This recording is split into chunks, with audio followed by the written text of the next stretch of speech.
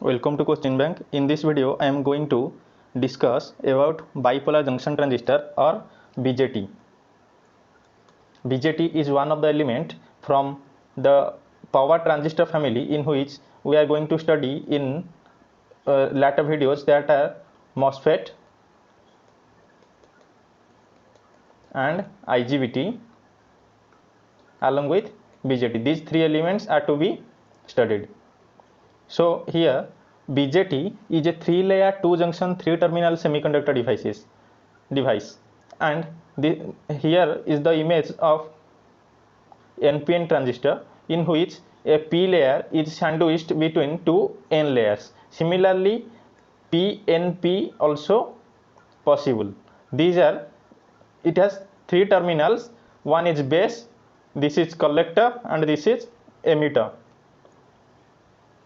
And this first one is the symbol for NPN transistor, and the second one is the symbol for PNP transistor, and this one is the ideal characteristic for BJT, because for like diode, this is also allows current in forward bias condition and denies or restricts the flow of current in reverse bias condition, and in case of forward bias condition allows current only when base current or the excitation is provided. The current flow in BJT is due to both electron and holes. This is why this is called bipolar junction transistor. And here in the symbol, the arrow mark is denoting the flow of current or the direction of flow of current. NPN transistors are widely used due to cheaper, easy to manufacture, high voltage and current rating than that of PNP transistor. So in this study we are going to study only that NPN transistor and all its characteristics. So this is the steady state characteristic in which we have 3 configurations with BJT. Those are common emitter, common collector, and common base. Among these configurations, common emitter is widely used, and in case of switching application or in power electronics, only common emitter is used. In case of small power electronics, for amplifier applications, common collector, common base are also used along with that common emitter configuration. But in case of switching application, only common emitter is used. So here we are going to discuss the common emitter configurations only. So here is the common emitter configuration in which emitter is common to both input circuit and output circuit with base and collector respectively. So input circuit consists of base and emitter, whereas the output circuit consists of collector and emitter. So input characteristic is given by the voltage VBE, that is base to emitter voltage, and the current VB, that is base current, and this resembles the forward bias characteristic of a PN junction diode, because if we consider the figure, this one is base and this one is base and this one is emitter, then this will be simply a PN junction diode. If we consider this one, this will be a simply PN junction diode. So the characteristic of input steady state characteristic resembles that PN junction diode. Next one is the output characteristic. Output characteristic is drawn between the collector to emitter voltage with respect to that collector current, and in this, for different IB value, that is base current, different curves we can obtain. And for IB is equal to 0, here is the curve. For IB is equal to 0, there will be a leakage current. For increment of VCE, there will be a leakage current. This is known as ICEO. This is called leakage current when IB is equal to 0.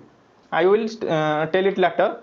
And there are many curves depending upon the base current. Here I can write that IB5 is greater than IB4 is greater than IB3 and so on.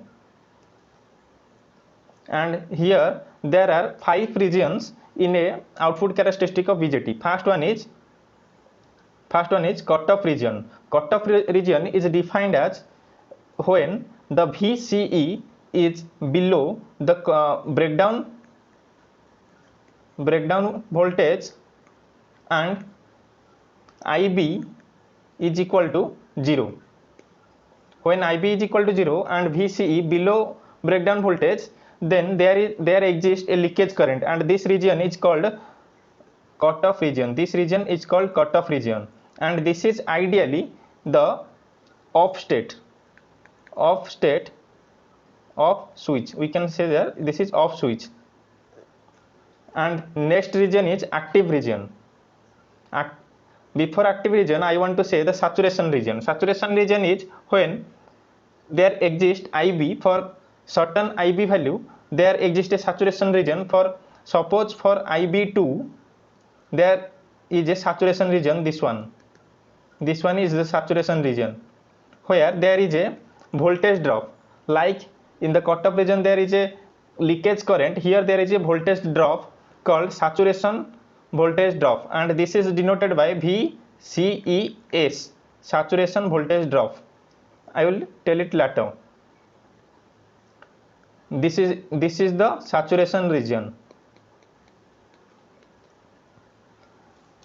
And the third region is active region. Active region is the amplifying region for that is BJT. This is the active region. Active region is in between the saturation region and cutoff region. This is called active region.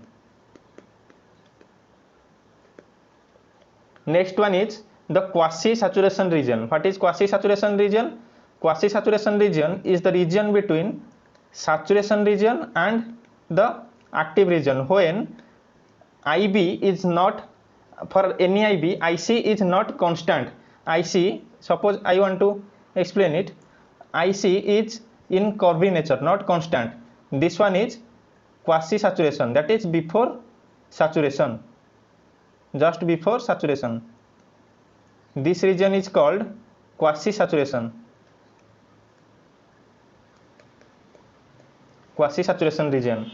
And the last one is breakdown region, where breakdown region, if we increase VCE above the breakdown, the device will be damaged and high current will flow. So around this limit, this will increase, the current will start to increase, and this is called the breakdown region. And with increment of IB, the breakdown voltage decreases. So I can draw like this. So the breakdown region is like this. The outside of this region is called breakdown region. So this is the output characteristic steady state. Next is what are the current gains. First one is forward current gain, which is denoted by alpha and is equal to IC by IE, that is collector current by emitter current. And then is the current gain, only current gain, which is denoted by beta, which is equal to IC by IB. And actually alpha is from common base. If we recall that analog electronics, this is from common base, but this is a characteristic of transistor. So this is also studied in case of power electronics. And alpha beta relation is this one. Alpha is equal to beta by beta plus 1, and the beta value is generally from 40 to 300, whereas the alpha value is generally 0.95 to 0.99. that is, it can be say that IC value is 95% or 95% to 99% of that is IE, and similarly IC is 40 to 300 times that of IB. That means IB value is very small in comparison to both IC and IE. So next thing is transistor as a switch. How we can use transistor as a switch? In case of transistor operated in switch, generally two regions are considered. One is saturation region and another is cutoff region.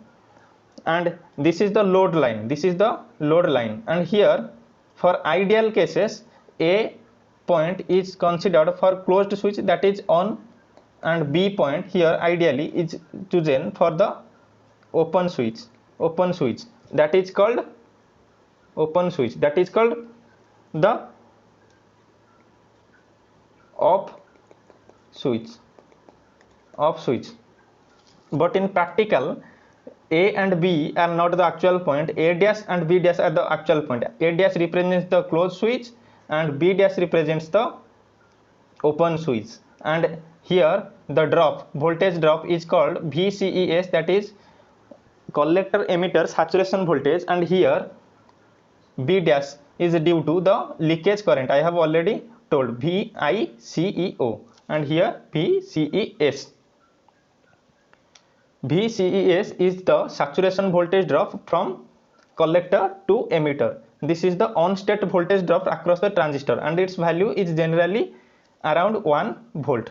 Similarly, in cutoff region there is a leakage from collector to emitter current, which is denoted by ICEO, and current corresponds to that collector to emitter saturation voltage is given by ICS is equal to VCC minus VCES. VCC is the supply collector voltage minus VCES by RC. RC is the resistance in the circuit, collector circuit. So minimum base current that produces saturation, that is IBS, is equal to ICS by beta, because beta is defined for one transistor. For IB, that is the natural base current, when smaller than that of saturation base current, it operates in active region. I have already defined that is active region. What is active region? Suppose this one is the characteristic, this one is the cutoff region, this one is the active region, and this one is a load line. So for IB smaller than IBS, that then it will be operate in this region. So this is an active region. But for IB greater than IBS, then it will operate in saturation region. So we need this one. We need the saturation region and the cutoff region. So in switching operation of transistors, generally transistor is operated with IB greater than IBS, which is called hard drive or forced drive or overdrive of a transistor. And overdrive factor is defined as IB by IBS, and the force current gain is equal to beta F is equal to ICS by IB, and which is always smaller than beta, because here ICS is smaller and IB is greater than IBS. And total power loss in the junction is given by transistor, total power loss is given by VBE into IB plus VCE into IC. That means two junctions and two junction currents, two junction voltages and two junction currents are multiplied and added to find out the total power loss. Next is the switching characteristic, and like other semiconductor devices, this is also some complicated one, and there is no such things we have to discuss from this one, so I am skipping this one. And next comes the safe operating area for the transistor or BJT. The safe operating area is defined from the plot where the x-axis represents the VCE, that is collector to emitter voltage, and y-axis is IC, and both are in log form. Not semi-log, this is log form. Both x and y axis are in log. That means suppose the similar partitions will give 10, 100, this is 1000, this is 10 to the power 4, 10 to the power 5, and etc. Similar for y axis. And this gives the safe operating area for forward bias safe operating area. One is forward bias safe operating area and another is reverse blocking safe operating area. First we have to discuss the forward bias safe operating area. In case of this limit is IC. What is the maximum limit for the collector current? It defines by this line, and next line, this one defines the junction temperature limit.